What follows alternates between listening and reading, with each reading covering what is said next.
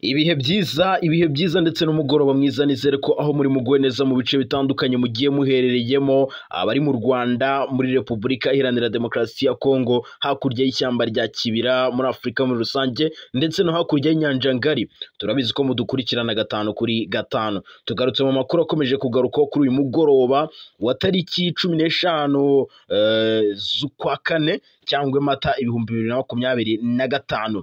Turiyaza guhera muri Repubulika Iharanira Demokarasi ya Kongo, turabuhera muri guverinoma ya Kinshasa. Ibintu byongeye gukarata mu buryo buremereye cyane.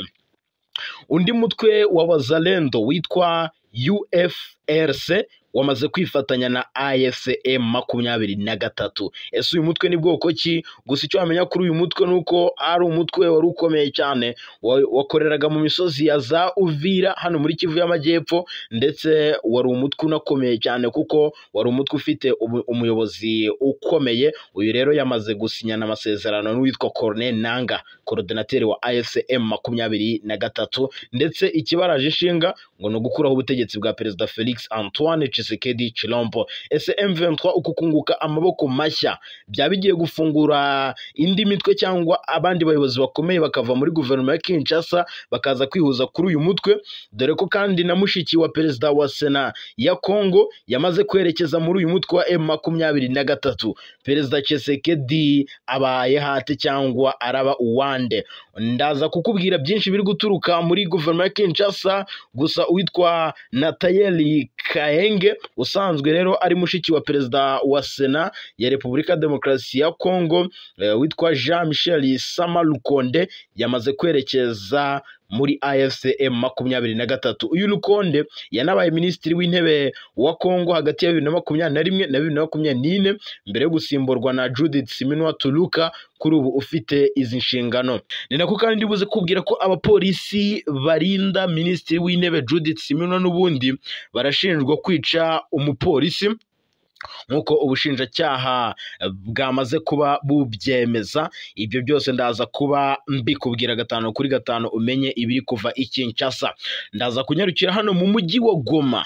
Ibintu naho ntabwo byoroshye na gato. Ingabo za SADC zageze icyo zivuga ku byo AFCM 23 izishinja ku kugaba ibitero hano mu mujyi wa Goma bagambiriye kwisubiza uyu mujyi. Ese ibyo byose ndaza kuba mbikubwira ubimenye. Ni nako kandi ndibuze kukubwira byinshi bitandukanye bikomeje kuvugwa muri Kivu y'Amajyepfo. Hamaze kumenyekana uko byagendekeye uwakoze video avuga ko Wazalendo ngo bafashe Kavumu, ndetse ngo yanabaye guverineri w'intara ya Kivu y'Amajyepfo. Ese ni muntu ki? Ese ni ibiki byamubayeho nyuma yo kugaragaza video ko bafashe Kavumu? Ese M23 yo yabivuzeho iki? Gusa icyo wamenya uyu nguyu nuko atakiri ku isi y'abazima. Uyu wabaye guverineri wa Kivu y'Amajyepfo yahise araswa avamo umwuka w'abazima. Ibyo byose ndabigufitiye.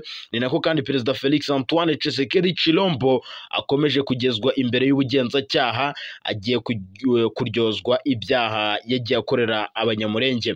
Ni nako kandi FARDC ikomeje gukubitirwa muri Kivu y'Amajyepfo ndetse no muri Kivu y'Amajyaruguru. Kugeza ubu muri teritwari ya Masisi urugamba rwongeye kubura, urugamba rwongeye guhina. Ni nako kandi buze kubwira ko ibyabaye ikavumu, abagera kuri 300 b'Abazalendo ngo bivuga ko aribo bahasize ubuzima ku kibuga cy'indege cya Kavumu ubwo bafataga amavideo bagaragaza ko ngo bafashe Kavumu, nyamara M23 yari baryamiye amajanja yabarashe mu buryo buremereye cyane. Ndakubwira naho ibiri kuhaturuka ku rugamba. 5 kuri 5 rero reka mbahereze ikaze n'abasabe gukora subscribe mwe mutarayikora, kugira ngo tujye tubana mu makuru n'ibiganiro tubategurira kuri uyu muyoboro umunsi ku wundi. Reka munyemerere mbere yuko nerekeza ku miriro iri kwaka muri guverinoma ya Perezida Felix Antoine Tshisekedi ndetse n'abayobozi bakomeje kumuvaho bamuva iruhande berekeza muri uyu mutwe wa M23, harimo na mushiki wa perezida wa Sena yamaze kwihuzana M23. Reka mbanze nkubwire ko SADC yamaze guhakana iby'uko ngo itigeze igaba ibitero muri uyu mujyi wa Goma. Ese SADC yabishaka noneho gusaba imbabazi M23, kuko M23 yamaze gutangaza ko SADC igomba gutaha itaha inyujijwe mu Rwanda. Ingabo z'umuryango wa SADC ziri mu burasirazuba bwa Repubulika ya Demokarasi ya Kongo mu butumwa buzwi nka Sami DRC bamaganye ibyo AFC M23 yabashinje byo kugaba ibitero mu mujyi wa Goma. Bikubiye mu itangazo SADC yarayishyize hanze, aho yamaganye yivuye inyuma ibyo ishinjwa, ikavuga ko igikomeje gahunda yayo yo kuvana ingabo zayo mu mujyi wa Goma muri Repubulika ya Demokarasi ya Kongo. Ni mu itangazo ryayo yagize iti SADC ibabajwe n'ibyatangajwe na AFC M23 kuri tariki 12 Mata 2025 ko ingabo zabo ziri mu butumwa bwa Sami DRC zakoranye n'ingabo za leta ndetse n'inyeshyamba za FDLR na Wazalendo mu kurwanya M23 bagamije kwambura uyu mutwe wa M23 uyu mujyi wa Goma. Yakomeje SADC igira iti SADC ihakanye ibi birego Sami DRC ati ntiyigeze igira uruhare mu bikorwa ibyo ari byo byose, ibi nta shingiro bifite kandi bigamije kuyobya nguburari. Uyu muryango kandi wanavuze ko ngo hakiri gahunda yo gukura ingabo zayo mu burasirazuba bwa Repubulika ya Demokarasi ya Kongo nk'uko byemejwe n'inama y'abakuru b'ibihugu bigize uyu muryango. Izi ngabo kandi zivuga ko mu masezerano zagiranye na M23 mu mpera z'ukwezi kwa gatatu humvikanywemo umugambi w'amahoro na diplomasi kugira ngo umutekano muke mu burasirazuba bw'iki gihugu urangire. Iri tangazo M23 yashyize hanze kuri tariki ya 12 Mata 2025 yamaganaga ibitero byari byaragabwe mu mujyi wa Goma. M23 yagaragaje ko byari binyuranyije n'amategeko, ivuga ko byagabwe n'ingabo ziri mu butumwa bw'umuryango wa Afurika y'Amajyepfo SADC ku bufatanye n'ingabo za leta ya Kongo n'umutwe w'iterabwoba w'abajenosideri ba FDLR ndetse na Wazalendo. M23 ivuga ko ibitero biheruka kugabwa tariki ya 11 Mata 2025 ngo kandi ko byari ibitero bije mu gihe umutekano wakomeje kuba muke mu basivili batuye mu mujyi wa Goma bigizwemo uruhare n'izi ngabo za SADC. Uyu mutwe wa M23 muri iryo tangazo wanavugagamo ko kubera ibyo byabaye usabye SADC guhita zigenda vuba zikava ku butaka bwa Repubulika ya Demokarasi ya Kongo. Izi ngabo nyine ziri mu butumwa bwa Sami DRC ndetse bagasigamo abasirikare ba leta ya Kongo cyangwa bakishyikiriza M23. Umuvugizi w'igisirikare cya leta ya Kongo General Major Sylvain Ekenge yahise atangaza ko ngo batigeze bagaba ibitero muri uyu mujyi wa Goma. Ibi bibaye kandi mu gihe hari andi makuru avuga ko mu cyumweru gishize habaye ibiganiro byo mu ibanga rikomeye bibera Doha muri Qatar hagati y'umutwe wa M23 ndetse n'ubutegetsi bwa Kinshasa. Reka mbaza nkubwire ko undi mutwe wa Wazalendo witwa UFRC wifatanyije na AFC M23 mbere yuko njya Kinshasa. Uyu yitwa Jean Namunene Muganguzi ni umuyobozi wa politike w'ubumwe bw'ingabo ziharanira kongera kubaka Repubulika ya Demokarasi ya Kongo UFRC. Uyu mutwe wo kwirwanaho wabarizwaga muri VDP Wazalendo mu misozi ya Uvira muri Kivu y'Amajyepfo. Uyu mutwe rero watangaje ko ndetse ubitangaza ku mugaragaro ko wiyunze na AFC M23 iyobowe na Kone Nanga. Uyu Jean Namunene aganira n'abanyamakuru igoma mu mujyi mu cyicaro gikuru cya Kivu y'Amajyaruguru muri iyi weekend ishize yatangaje ko kuri ubu uyu mutwe yarayoboye wa UFRC uri mu bagize ingabo ziharanira impinduramatwara muri Repubulika ya Demokarasi ya Kongo za RCAF. Anavuga ko yiteguye kugira uruhare kubohora abaturage b'abanyekongo bakomeje kujujubizwa n'ubutegetsi bwa Kinshasa afatanyije na AFC M23. Uyu mutwe wanamaganye umutekano muke uganje muri Repubulika Iharanira Demokarasi ya Kongo cyane cyane mu burasirazuba bw'iki gihugu. Uyu mutwe wa UFRC rero urasaba itegeko nshinga ko ryakora akazi karyo mu guharanira inzira y'umuntu uwo ari we wese cyangwa itsinda bifuza gukomeza ubutegetsi binyuze mu mayeri no gukoresha abantu. Uyu Jean Noel yarayoboye uyu mutwe wa UFRC yanasobanuye ko uku kwinjira muri AFC M23 M23 byavuye mu nama yagiranye n'abayobozi bakuriye M23 barimo Kone Nanga ku ya 30 Werurwe 2025 i Bukavu. Ndetse kandi yanakomeje agira ati uyu mutwe wacu wa UFRC wafashe icyemezo cyo kwinjira muri AFC M23 kugira ngo twese hamwe dushobore gukuraho ubutegetsi bwa Perezida Felix Antoine Tshisekedi Tshilombo. Ni ubutegetsi yise ngo ni ubutegetsi bw'igitugu, kubera ngo iki cyemezo uyu mutwe wafashe wo kwihuza na M23 uratangaza ko kugeza ubu Perezida Felix Antoine Tshisekedi Tshilombo ikibaraje inshinga ngaro gukuraho ubutegetsi bwe, ndetse bakaba bafata n'ibice byinshi, bakaba bagera za Kisangani bakamanuka za Shopo. Uyu mutwe wa UFRC nawo uharanira ko ngo hajyaho inzego za leta zakongera gusubirwamo ngo zikavugururwa, zikazashingira rero ku buringanire n'imiyoborere myiza. Uyu mutwe wa UFRC nawo ngo uharanira kandi ko ingabo zawo zubahiriza ingamba zizafatwa mu minsi iri imbere n'ihuriro rya AFC M23. Ni ukuvuga ngo aba bazagendera ku mategeko ya M23. Ni ukuvuga ngo uyu mutwe wabarizwaga muri Wazalendo n'ubundi nawo uje kwiyunga kuri M23, ariko ngo ntabwo uje kugendera hejuru y'amahame ya AFC M23. Uku kwitandukanya n'ubutegetsi bwa Kinshasa k'uyu mutwe wa UFRC kuje gukurikira ukwa Kabindo. Ni umutwe n'undi witwa Kabindo wakoreraga muri teritwari ya Rubero mu ntara ya Kivu y'Amajyaruguru. Uyu mutwe witwaje intwaro nawo wiyemeje kwifatanya n'inyeshyamba za M23 utera umugongo leta ya Kinshasa. Ibintu rero urumva ko bikomeje kuba bibi kuri Perezida Felix Antoine Tshisekedi Tshilombo, akomeje kubura amaboko akomeye. Reka nkomereze Kinshasa n'ubundi nkubwire ko abapolisi barinda Minisitiri w'Intebe wa Congo Judith Suminwa Tuluka barashinjwa kwica umupolisi. Rero kuwa mbere tariki ya 14 Mata 2025 urukiko rw'igisirikare rwa Kinshasa ahitwa Gombe rwanze icyifuzo cyo kudatanga hakiri kare ibimenyetso by'ubushinjacyaha ku banyamategeko bunganira abapolisi barinda Minisitiri w'Intebe Judith Suminwa bakurikiranweho kwica umupolisi wo mu muhanda witwa Fisto Kabeya. Umushinjacyaha avuga ko uyu mupolisi wapfuye biturutse ku nkoni yakubiswe n'aba barinda Minisitiri w'Intebe. Umushinjacyaha wa gisirikare yagize ati iki nicyo cyaha gikomeye, twese turi kuvumbura ingingo z'uru rubanza, ntabwo twigeze dukora raporo mbere y'ubushinjacyaha bw'igisirikare. Kurenga ku mabwiriza n'ubwicanyi. Rero muri aba bakoze ibi byaha by'ubwicanyi harimo uwitwa Olivier Kanza, uwitwa Banga Ngajole, uwitwa Mangela Mbendu, ndetse n'uwitwa Libendele Kaindu, ndetse n'uwitwa Theo Kabondo. Ubwo rero urubanza rwasubukurwaga ku wa mbere, umushinjacyaha w'igisirikare yavuze ko umupolisi wari ushinzwe umutekano wo mu muhanda Fisto Kabeya yakubiswe n'aba baregwa mbere y'urupfu rwe.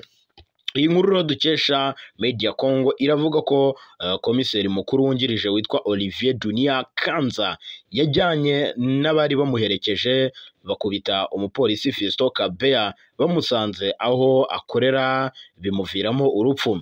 Mu gusubiza, uyu komiseri wungirije Olivier Kanza ushinzwe umutekano wa Minisitiri Judith Suminwa Tuluka ku wa mbere yavuze ko atigeze agirira nabi nyakwigendera Fisto Kabeya mbere yo kumushyikiriza ubuyobozi bubifitiye ububasha ngo kubera gutuka umuyobozi wa guverinoma.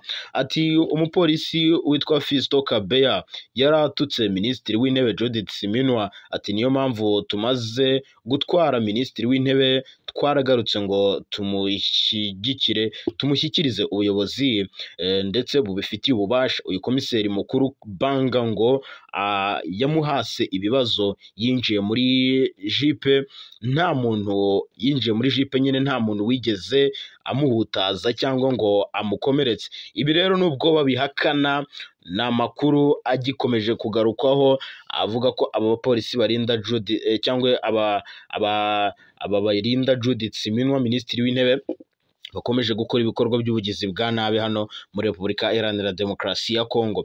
Ni nako kandi reka nkiri Kinshasa mubwire ko mushiki wa perezida wa Sena ya Kongo yerekeje muri M23, uyitwa Nathalie Kainge usanzwe ari mushiki wa perezida wa Sena ya Repubulika Iharanira Demokarasi ya Kongo Jean Michel Sama Lukonde yerekeje muri M23. Uyu Lukonde yanabaye minisitiri w'intebe wa Kongo hagati ya 2021 ndetse na 2024 mbere yo gusimburwa na Judith Suminwa Tuluka kuri ubu ufite izi nshingano. Amakuru y'uko mushiki we yihuje na M23 yashimangiwe na guverineri wungirije uriya mutwe wa M23 mu butumwa yanyujije ku rubuga rwa X yahoze yitwa Twitter. Vice guverineri Ngarambe Manzi Willy yavuze ko abanyekongo bose bahawe ikaze muri M23 mbere yo gushimangira ko urugamba uyu mutwe urimo ugamije kubohora abanyekongo bose. Hagati aho amakuru aturuka muri M23 aravuga ko abayobozi b'uyu mutwe bafata kuba Kainge yihuje na M23 ngari ikimenyetso kimusiga cyuko no mu bakomeye mu butegetsi bwa Kinshasa hari ubwiyongere bw'abemera ubutumwa ubw'uyu mutwe, ndetse ngo M23 ikora ibintu byiza mu bijyanye no kuba ifite urugamba nyine irwana rwo kubohora igihugu. Ababikurikiranira hafi kandi bahuriza ku kwihuza na M23 kwa mushiki wa perezida wa Sena ya Kongo ngo bishobora gutuma umubare w'abihuza n'uyu mutwe wa M23 wiyongera, dore ko hari n'andi makuru avuga ko perezida ex-president wa Kongo Joseph Kabila Kabange nawe ngashobora kwiyunga kuri M23. Ibi rero bikaba bikomeje gucanga ndetse no gutera urujijo perezida Felix Antoine Tshisekedi Tshilombo. Amaboko menshi akomeje kumuvaho ajya kuri M23. Ni nako kandi hamaze kumenyekana uko byagendekeye uwakoze video avuga ko Wazalendo ngo bafashe Kavumu, ndetse uyu yanabaye guverineri w'intara Kivu y'Amajyepfo. Nyuma y'iminota mike Wazalendo ashyize hanze ubutumwa bw'amashusho bugaragaza ko abarwanyi ba Wazalendo bafashe Kavumu kandi ariwe wabaye guverineri w'intara Kivu y'Amajyepfo yahise araswa avamo umwuka w'abazima. Iki gikorwa cyakozwe mu gitondo cyo kuri tariki ya 14 Mata 2025, aho umwe mu barwanyi bo mu mutwe wa Wazalendo wari umuyobozi w'uyu mutwe yakoze video avuga ko bamaze gufata Kavumu, ndetse iyi video ngo yanayigeneye perezida Felix Antoine Tshisekedi Tshilombo. Muri iyi video yavugaga ko ngari wabaye guverineri w'intara Kivu y'Amajyepfo ngo kugeza igihe perezida Tshisekedi azagena undi. Yanakomeje avuga ko abarwanyi be bafashe Kavumu iherereye ku kibuga cy'indege cya Bukavu, ndetse ko ngagiye kubohoza n'umujyi wa Bukavu akawirukanamo M23. Nyuma y'iminota mike rero uyu Wazalendo akoze iyi video, amakuru avuga ko yahise araswa n'abarwanyi bo mu mutwe wa M23, ibye birangira aho. Nyuma rero umwe mu bayobozi ba AFC M23 yahise atangaza ko abaturage Kongo bari gushaka uko bakwigisha abaturage ngo batangira amakuru ku gihe kugira ngo umutekano ukomeze kugenda neza.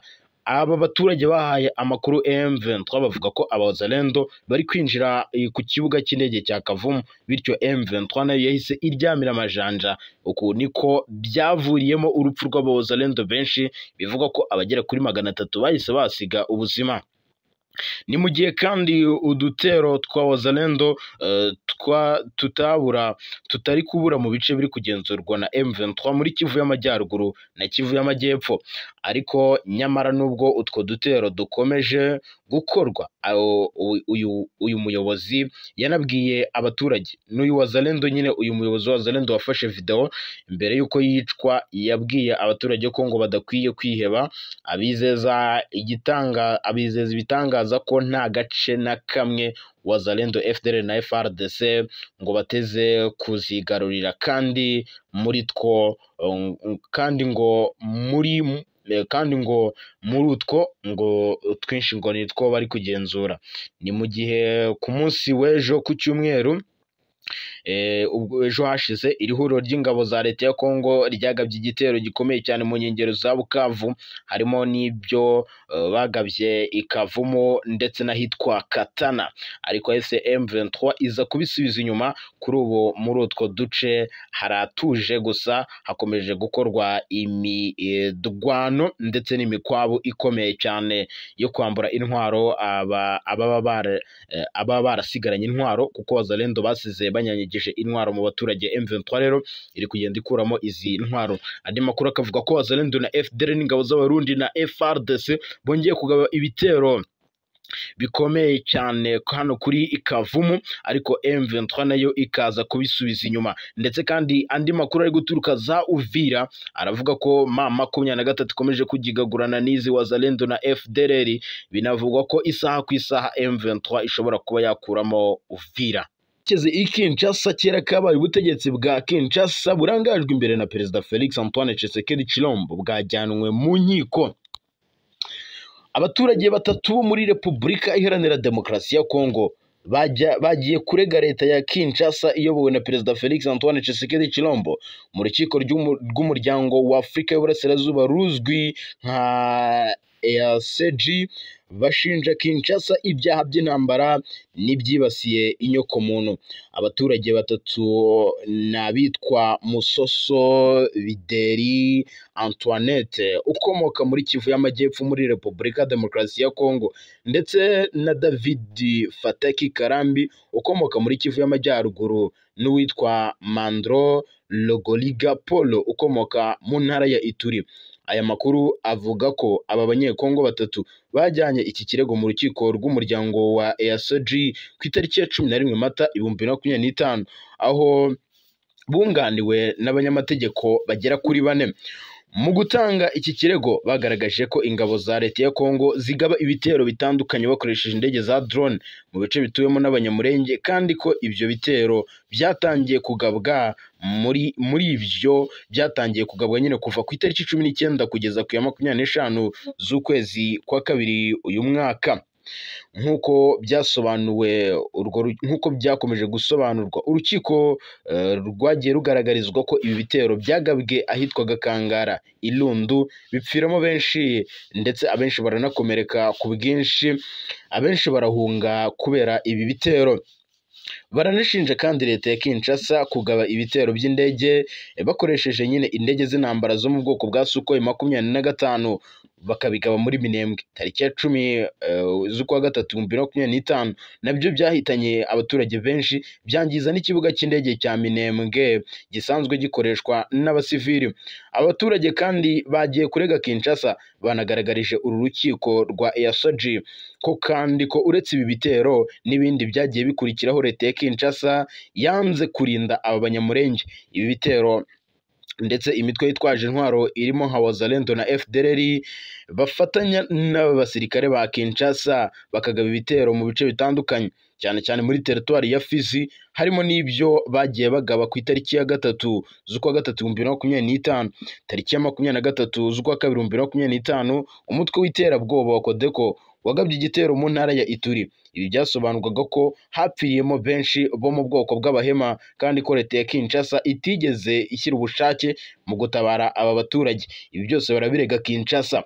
Urukiko rwa EAC kandi barugaragarije ko leta ya Kinshasa yahagaritse serivisi za banki n'iz'ubucuruzi mu ntara Kivu y'Amajyepfo na Kivu y'Amajyaruguru ziri gukontororwa na M23, ngo bagamije kubabaza abanyekongo bo mu bwoko bw'Abatutsi. Banasobanura ko leta ya Kinshasa yafunze abanyekongo bo mu bwoko bw'Abatutsi babashinja gukorana n'uyu mutwe wa M23. Batanze urugero ku yitwa Olive Kiroha wafunzwe mu minsi ishize. Muri iki gihugu cya Repubulika ya Demokarasi ya Kongo hamaze iminsi humvikana imvugo z'udwango zibasira cyane cyane abavuga ururimi rw'Ikinyarwanda n'Igiswahili. Abatanze ikirego bagaragaje ko ibi bigamije bagaragaje ko nyine leta ya Kinshasa igamije gukorera jenoside aba banyekongo bavuga Ikinyarwanda ndetse n'abavuga Igiswahili, ndetse no gukwirakwiza imvugo z'urwango. Banasabye kandi uru rukiko gutegeka leta ya Repubulika ya Demokarasi ya Kongo guhagarika ibitero bigabwa mu banyamurenge b'abatutsi ndetse abanyamurenge, abatutsi, abahema, ndetse bagafata n'ingamba zo kurinda umutekano wabo, bakemera ubucuruzi na serivisi z'amabanki zigasubukurwa mu ntara Kivu y'Amajyaruguru na Kivu y'Amajyepfo. Si ibyo gusa kuko banasabye uru rukiko gutegeka leta ya Kinshasa bagaha indishyi aba banyamurenge, abatutsi n'abahema z'ibyo babuze n'ibyangirijwe muri bitero FARDC yagabye nyine. Tariki ya 11 Mata 2025 umwanditsi w'urukiko rwa EAC yamenyesheje Minisitiri w'Ubutabera wa Kongo akanaba n'intumwa ya Kinshasa kwiregura akoresheje inyandiko mu minsi itarenze 45. Bitabaye ibyo urubanza rukazaba leta ya Kinshasa idahagarariwe. Leta ya Kinshasa iraregwa ibi ngibi nyuma y'ibitero biremereye cyane bamaze iminsi bagaba, ariko aba baturage bikavugwa ko bahisemo gufata iya mbere bakajya kurega Kinshasa muri EAC. Hanyuma Perezida Museveni arasaba abasirikare b'Abarundi kugendera kure politike y'amoko. Byari bimeze bite? Yego, Museveni rero yasabye aba basirikare b'Abarundi kugendera kure politiki y'amoko, ahubwo bagashyira imbere ubumwe n'iterambere n'ubukungu. N'impanuro Perezida Museveni yageneye abasirikare b'Abarundi bari kugira uruzinduko muri Uganda. Iri tsinda ry'abasirikare bakuru b'Abarundi ryari rigizwe n'abasirikare 26 riyobowe na Colonel Jonas Sebushimike. Riri muri Uganda mu rugendo rugamije kwigira ku mateka n'iterambere Uganda yagezeho mu buyobozi bw'ishyaka rya NRM riri ku butegetsi. Museveni yabwiye aba basirikare ko iyo witegereje neza usanga idindira rya Afurika ku iterambere ngo riterwa n'amoko ya politike ashingiye ku moko, idini ndetse n'ibindi. Ati politike y'amoko ni ikintu kidasa neza. Ati igihe ngo usuzumye nabi cyangwa usuzumye ngo usanga ikidindiza uyu mugabane wa Afurika ngo ari politiki y'amoko bashyira imbere. Rero ngo usanga ngo politiki y'amoko iyo ishyizwe imbere nta terambere rigerwaho, cyane cyane iyo ribaye ngo mu madini ndetse no mu bihugu. Perezida Museveni yanabwiye aba basirikare ko iyo umuntu ashyize imbere amoko adashobora gutera imbere na gato. Yanasabye gushyira mu bikorwa impanuro abahaye mu gihe ngo bazaba basubiye mu gihugu cyabo cy'u Burundi hagamijwe guteza imbere igisirikare cy'u Burundi FDNB ndetse n'igihugu cy'u Burundi muri rusange. Urumva Museveni izi mpanuro azihaye abasirikare mu gihe bari kuvugwa mu moko, bari kwica abanyekongo bo mu bwoko bw'abatutsi muri Repubulika ya Demokarasi ya Kongo. Yego, Bishoboka kuba yaba ari kubahwitura cyangwa kubakebura, kubabuza kugendera ku ngengabitekerezo bari gushishikarizwa n'umukuru w'igihugu cyabo. Yego. Yes, hanyuma i Burundi kandi polisi muri komine ya Rugombo mu ntara ya Cibitoke yatangaje ko yabonye imirambo y'abantu babiri bambaye impuzankano z'igisirikare cy'u Burundi yaratangiye kwangirika ngo bahita bayishyingura hadakozwe isuzuma ngo bamenye umwirondoro wabo n'icyabahitanye. Iyi mirambo yabonetse ku ya 10 Mata 2025 yasanzwe yarakizwe mu ihema mu mudugudu wa Rusiga uri mu birometero 4 uvuye mu mujyi wa Cibitoke. Abaturage bahatuye rero babibonye bavuze ko rwose iyo mirambo ishobora kuba yari imaze iminsi myinshi ihajugunywe. Amakuru aturuka mu nzego z'umutekano avuga ko iyo mirambo ishobora kuba ari y'urubyiruko rw'imbonerakure rwari rwaroherejwe gufasha ingabo z'u Burundi ziri kurwana ku ruhande rwa FARDC muri Burasirazuba bwa Repubulika ya Demokarasi ya Kongo. SOS Media Burundi yatangaje ko bishoboka ko abo bikekwa ko ari abasirikare bashobora kuba rwose barishwe bageze mu Burundi bashinjwa gutoroka urugamba cyangwa se guhunga intambara irimo kubera mu Burasirazuba bwa Kongo hagati ya FARDC na M23. Bamwe mu rubyiruko rwo mu ishyaka CNDD-FDD bavuga ko ibyo biri guterwa n'igitutu cyashyizwe ku rubyiruko kugira ngo rujye mu ntambara, ndetse ko hari bamwe barimo guhunga Burundi bajya muri Kongo cyangwa se mu Rwanda banyuze ku mipaka itemewe hafi y'umugezi wa Rusizi. Umukuru wa polisi muri komine Rugombo yemeye ko iyo mirambo yabonetse ariko ko yahise ishyingurwa hatabanje gupimwa ngo hamenyekane icyabishe, ngo hagamijwe kurinda ubuzima bw'abaturage.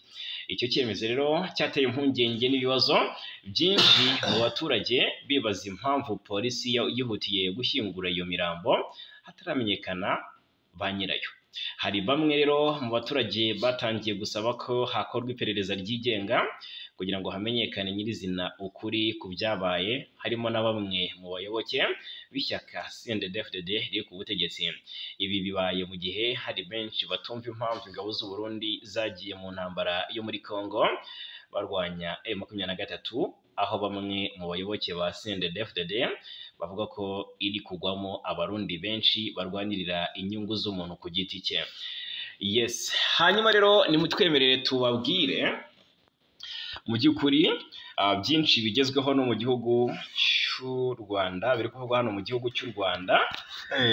Ariko Bwana Sanzimfura, wabonye ko igihugu cya Ethiopia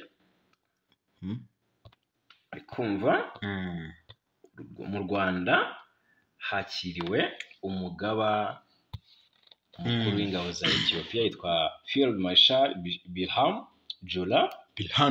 Ari mu Rwanda rero ari kugirira uruzinduko rw'akazi, uruzinduko ruza kumara iminsi. Yego, n'uruzinduko uyu musirikare yatangiye ku cyumweru tariki ya 13 Mata 2025 rukazageza kuri tariki nyine ya 16 Mata.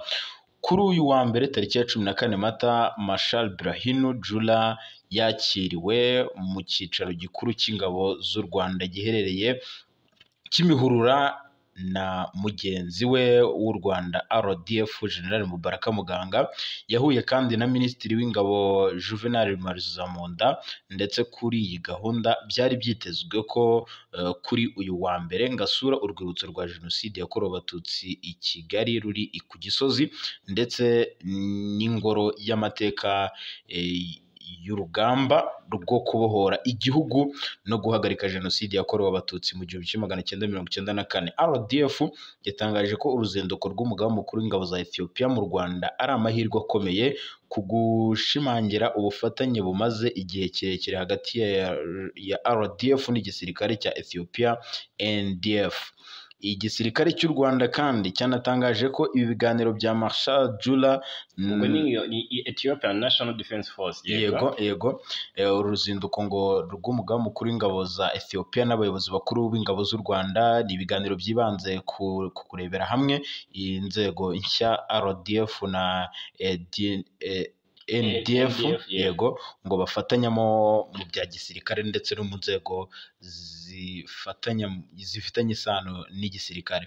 Igisirikare cy'u Rwanda kandi kirashimira cyane uruzinduko rw'uyu mugaba mukuru w'ingabo za Ethiopia mu Rwanda ku kugirana imikoranire ikomeye ndetse no guteza imbere amahoro n'umutekano mu karere.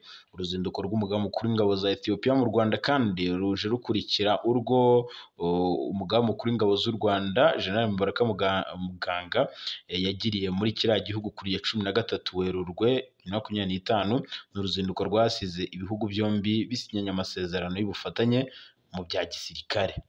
Yego. Mozambique. Ingabo z'u Rwanda zifatanyije n'inshuti kwibuka Jenoside yakorewe Abatutsi. Inzego z'umutekano z'u Rwanda muri Mozambique hamwe n'inzego z'umutekano za Mozambique, n'inshuti z'u Rwanda bibutse ku nshuro 31 Jenoside yakorewe Abatutsi mu 1994. N'imihango yo kwibuka yabereye mu mujyi wa Mocimboa da Praia. Umuyobozi w'akarere ka Mocimboa da Praia yitwa Sergio Cipriano avuze mu izina rya perezida rya guverinoma ya Mozambique, yavuze ko ibyabereye mu Rwanda bigomba kuba isomo ku isi yose kandi ko bitagomba kongera kubaho ahandi. Yashimiye kandi abashinzwe umutekano w'u Rwanda ku bwitange bagize mu kuzana umutekano no kurwanya iterabwoba muri Cabo Delgado. Mu ijambo rye, umuyobozi w'ingabo z'u Rwanda Major General Emile Ruvusha yavuze ko rwose Jenoside yakorewe Abatutsi mu 1994 yaturutse ku bitekerezo by'amacakubiri ashingiye ku moko yatangijwe n'abakoloni b'Ababiligi babikuye mu byiciro by'imibereho byariho icyo gihe, ndetse n'amoko yashyigikiwe na guverinoma za nyuma ya gikoloni. Yongeyeho ko ingabo za Rwanda Patriotic Army RPA Inkotanyi zarwaniye kubohora abanyarwanda bicwaga kandi bahagarika Jenoside mu gihe amahanga yananiwe kugira icyo akora mu gihe abanyarwanda bari bakeneye cyane kurindwa. Yibukije kandi abari aho ko abanyarwanda bakomeje amahoro, ubumwe n'umudendezo kugira ngo barebe ko ibyabaye mu 1994 bitazongera ukundi. Kwibuka ntabwo ari uguha icyubahiro ubuzima bw'abishwe muri Jenoside yakorewe Abatutsi gusa, ahubwo binashimangira ko u Rwanda rwiyemeje gukumira Jenoside no guteza imbere amahoro binyuze mu bikorwa byo kubungabunga amahoro by'umuryango w'abibumbye ndetse no mu butumwa buva mu masezerano y'igihugu ndetse n'ikindi. Hanyuma Ambasaderi Olivier Nduhungirehe yamaganye inyamvugo BBC yakoresheje, imvugo ipfobya Jenoside yakorewe Abatutsi. Ipfobya Jenoside yakorewe Abatutsi. Nduhungirehe rero yamaganye iki gitangazamakuru cy'Ubwongereza BBC, Minisitiri w'Ububanyi n'Amahanga w'u Rwanda n'Ubutwererane, yamaganye ishami ryacyo ry'Ikinyarwanda BBC Gahuza cyagoretse inyito ya Jenoside yakorewe Abatutsi mu 1994. Ni mu kiganiro Imvo n'Imvano giheruka kunyura kuri BBC Gahuza Miryango tariki ya 12 Mata 2025, ubwo u Rwanda rwari mu cyumweru cyo kwibuka ku nshuro ya 31 Jenoside yakorewe Abatutsi mu 1994. BBC yaganiriye n'uwitwa Semafara warokotse Jenoside yakorewe Abatutsi, ariko muri iyo nkuru igaragaza ko iri kugoreka inyito ya Jenoside yakorewe Abatutsi. BBC mu gihe ati mu gihe mu Rwanda ubu bari mu cyumweru mu gihe mu Rwanda iti mu gihe mu Rwanda bari mu cyumweru cyo kwibuka ku nshuro ya 31 Jenoside yakorewe Abatutsi, uyu munsi ikiganiro cyacu kiganiriza umucikacumu wabuze ababyeyi be na bamwe mu bavandimwe be. Kuri uyu wa mbere rero tariki ya 14 Mata 2025, Minisitiri Nduhungirehe abinyujije ku mbuga nkoranyambaga ze yamaganye izo mvugo zigoreka Jenoside yakorewe Abatutsi za BBC Gahuza Miryango. Ati ndifuza kwibutsa BBC Gahuza ko Semafara atarokotse Jenoside yakorewe Abatutsi mu Rwanda, ahubwo yarokotse Jenoside yakorewe Abatutsi mu Rwanda 1994. ngo ntabwo ngo Semafara ngo ati ndifuza kwibutsa BBC Gahuza ko Semafara atarokotse Jenoside yakorewe mu Rwanda, ko BBC yavuze ko ngo Jenoside yakorewe mu Rwanda, ati ahubwo yarokotse Jenoside yakorewe Abatutsi mu Rwanda mu mwaka w'1994. Birumvikana cyane. Yunzemo ko ati niba hashize imyaka 31 isaga ubwami bw'Ubwongereza i Londres y'Amajyaruguru ari igihugu cyo ku mugabane w'Uburayi gikomeje kwanga gutanga ubutabera mu buryo buhoraho, ati nta kigeze na rimwe cyohereza cyangwa gukurikirana n'ubumwe gikurikirana n'umwe mu bakekwaho Jenoside baba ku butaka bwacyo. Yego, Nduhungirehe yanavuze ko ngo BBC ari wo muyoboro mpuzamahanga rukumbi ukomeje guhakana no gupfobya ibyaha bya Jenoside, ngo kandi byaremejwe n'urukiko rw'umuryango w'abibumbye kandi bishimangirwa n'inteko rusange y'umuryango w'abibumbye. Ati nibura bakwiye guceceka muri iyi minsi 100 isigaye yo kwibuka. Nduhungire kandi atangaje ibi mu gihe ubwo hatangizwaga icyunamo cyo kwibuka Jenoside yakorewe Abatutsi mu Rwanda 1994. Ambasaderi w'u Rwanda mu Bwongereza Johnson Businge yongeye gusaba ko abakekwaho kugira uruhare muri Jenoside yakorewe Abatutsi bagera kuri 6 bihishe mu Bwongereza bashyikirizwa inkiko cyangwa bagasubizwa mu Rwanda kugira ngo bacirwe imanza. Yibukije ko kuba bakiri mu bwihisho mu gihugu cy'Ubwongereza ari imbogamizi ikomeye ku butabera bw'abarokotse Jenoside yakorewe Abatutsi mu Rwanda. Anasaba ko Ubwongereza bwakomeza gufatanya n'u Rwanda mu guharanira kubaho ndetse n'ubutabera nyabwo, ndetse ku byaha baregwa bya Jenoside yakorewe Abatutsi bakabikurikiranwaho. Yes, yitwa Pulicino Orlando, wabaye umudepite mu nteko ishinga amategeko ya Malta, yagizwe ambasaderi w'iki gihugu mu Rwanda. Biteganyijwe ko kuri wa mbere nibwo byari kwa mbere tariki 14 nibwo inteko ishinga amategeko ya Malta yemeje Pulicino Orlando kuri uyu mwanya. Amakuru dukesha Times of Malta avuga ko uyu mugabo azaba ambasaderi wa Malta mu Rwanda ariko udafite icyicaro i Kigali. Umuvugizi wa Minisiteri y'Ububanyi n'Amahanga ya Malta yavuze ko Pulicino Orlando yatoranyijwe ngo abe ambasaderi w'igihugu cye mu Rwanda kubera ubumenyi afite ku mugabane wa Afurika. Ati mu by'ukuri, ati nkureberera umuryango Kenap Africa watangijwe i Kigali, Dr. Pulicino Orlando agira uruhare rukomeye mu bikorwa bitari bya guverinoma bigamije kugabanya ubusumbane mu kugerwaho n'imiti mu bihugu bikiri mu nzira y'amajyambere ku bufatanye n'umuryango w'ubumwe bw'Uburayi. Hashingiwe kuri ibi rero, aziranye n'abantu benshi bo mu nzego zo hejuru muri guverinoma y'u Rwanda. Mu mwaka wa 2022 ari mu bitabiriye kandi inama y'abakuru b'ibihugu na za guverinoma mu bihugu bigize Commonwealth yabereye muri iki gihugu cy'u Rwanda.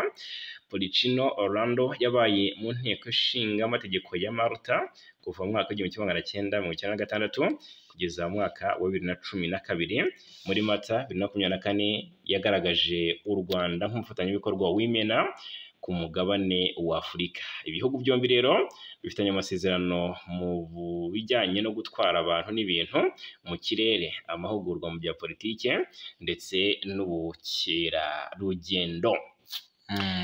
Mu gihugu cya Tanzania uzamura rwose naho hari ibiri kuvugwayo. Yego, ishyaka rya Chadema ritavuga rumwe n'ubutegetsi muri Tanzania ryakumiriwe mu matora ya perezida. Rero komisiyo y'amatora muri Tanzania yatangaje ko yahagaritse ishyaka rya Chadema ritavuga rumwe n'ubutegetsi kuzitabira amatora y'umukuru w'igihugu n'ay'abadepite ateganyijwe mu Kwakira 2025. Iyi komisiyo yabitangaje ku itariki 12 Mata 2025 aho yavuze ko iri shyaka rya Chadema ryananiwe gusinya mu gihe amasezerano agenga amategeko n'imyitwarire mu gihe cy'amatora ateganyijwe mu mpera z'uyu mwaka. Umuyobozi w'iyi komisiyo y'amatora muri Tanzania witwa Ramadhan Kalima yavuze ko amashyaka angatigeze asinya amasezerano yose ngo atazitabira amatora y'umukuru w'igihugu kugeza muri 2030. Ati ishyaka tasinye aya masezerano agenga imyitwarire mu matora ntabwo azemererwa kwitabira amatora. Ubuyobozi bw'ishyaka rya Chadema ntabwo buragira icyo butangaza kuri uyu mwanzuro. Iri tangazo kandi ryashyizwe hanze nyuma y'iminsi mike umuyobozi w'ishyaka rya Chadema ritavuga rumwe n'ubutegetsi witwa Tundu Lissu ahamijwe ibyaha birimo ubugambanyi, gukangurira abaturage kujya mu myigaragambyo ndetse no kugerageza guhagarika amatora. Abashinjacyaha bashinjije uyu muyobozi guhamagarira abaturage kugira icyo bakora bamagana amatora, gusa ntabwo yigeze ahabwa umwanya wo kwisobanura ku byo aregwa. Igihe rero ngo yahamwaga ibi byaha ngo birashoboka ko nganashobora guhabwa igihano cy'urupfu akaba yakwicwa. Nabyo birashoboka. Yego, uyu Lissu yagiye yumvikana kenshi anenga ishyaka riri ku butegetsi rya Chemacha ni CCM cyangwa CCM iyobowe na Perezida Samia Suluhu Hassan. uri kugerageza nyine uburyo yakongera gutorerwa kuyobora iki gihugu muri manda ye ya kabiri. Urumva rero uyu Lissu ari mu mazi abira. Yego, twambuke Afurika tunyarukire turi muri Mozambique gato. Mozambique nabonye perezida wa Mozambique yasabye abasirikare bakuru kuva mu ngo bakajya ku rugamba. Bajye ku rugamba. Ibintu ntabwo byoroshye na gato. Perezida wa Mozambique Daniel Chapo yagaragaje ko iki gihugu gifite ikibazo cy'abasirikare bakuru batajya ku rugamba na rimwe, ku buryo ngo batangiye no kugira ibibazo by'ubuzima, abasaba kuva mu biro ndetse no kuva mu ngo zabo bakajya ku rugamba.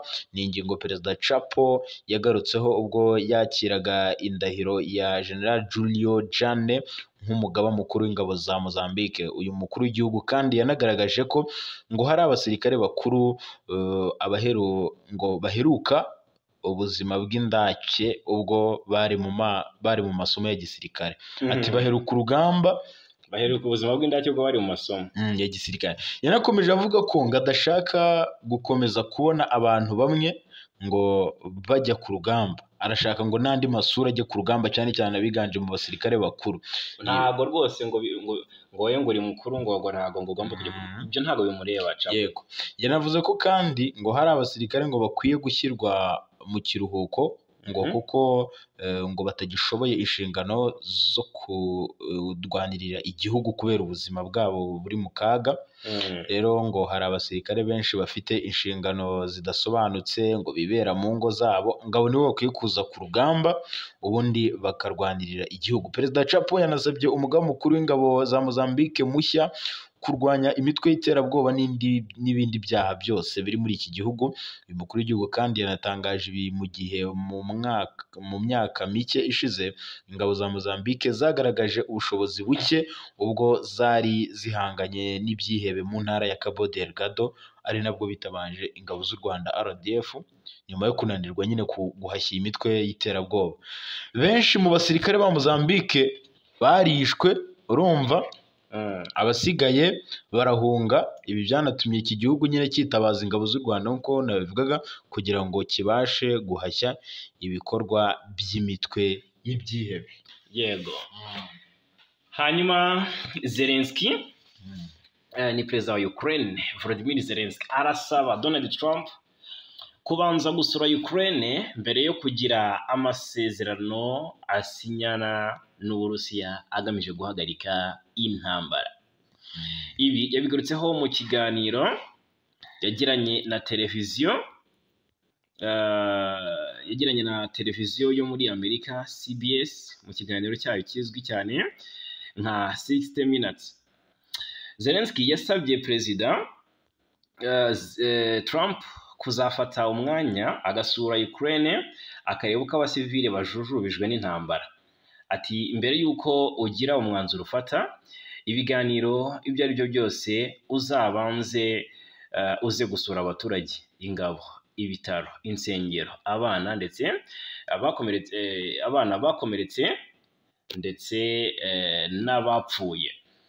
Hanyuma iki kiganiro yagiranye na CBS cyabaye mbere y'igitero Uburusiya bwagabye mu mujyi wa Sami muri Ukraine gihitana abantu 34 barimo abana 2 naho abandi 117 barakomereka. Trump avuga ko iki gitero ari agahomamunwa, naho Friedrich Merz uzaba ngo Chancellor w'Ubudage ashinja Uburusiya gukora ibyaha by'intambara ngo kubera.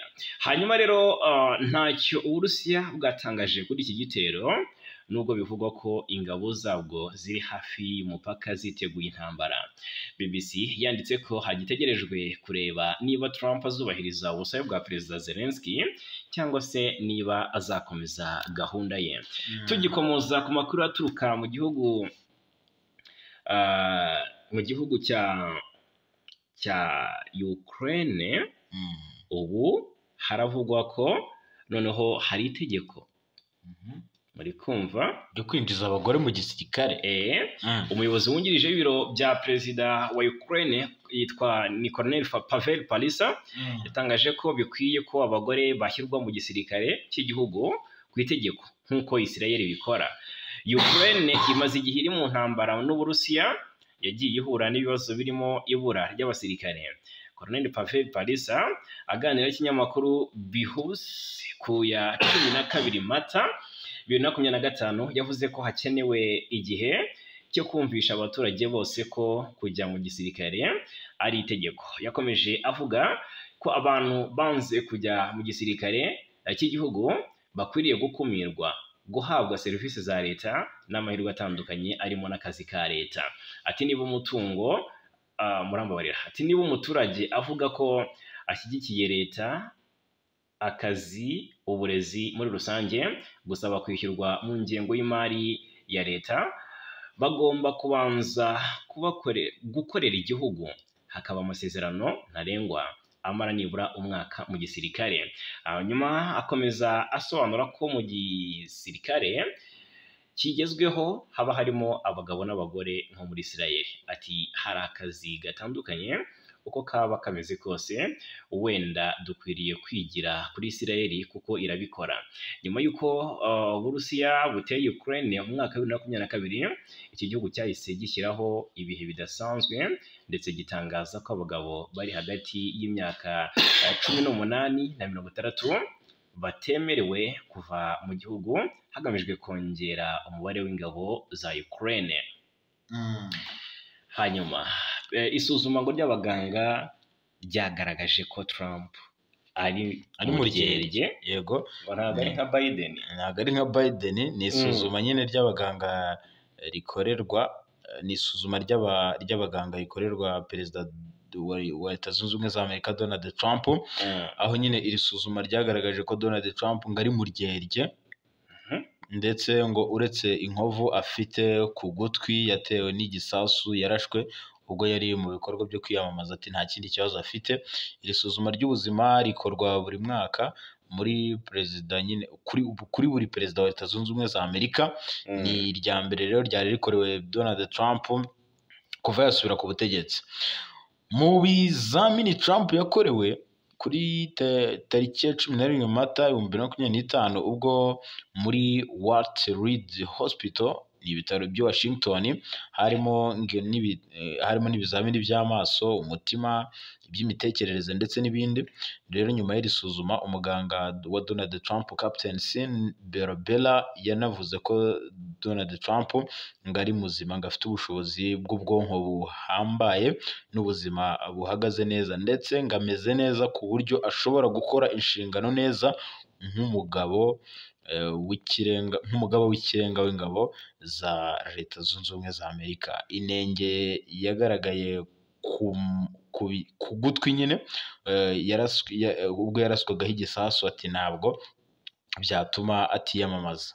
Rero ibyatangajwe na Captain n'umuganga wa Donald Trump avuga ko ngo ati ndumva ahagaze neza Donald Trump ku bijyanye n'umutima ndetse n'uko ngateye. Donald Trump imyaka 78 niwe ufite agahigo ko kuba yaragiye ku butegetsi muri Leta Zunze Ubumwe za Amerika akuze kurusha abandi bose bayoboye iki gihugu. Ni mukuru mukambwe. Reka tubashimire cyane. Yes. Reka dushimire cyane abakunzi bacu, ngushimire cyane bwana Nsanzimfura Jarimura. Wakoze cyane bwana Fagikaye Namura. Amakuru yo nakagaruka.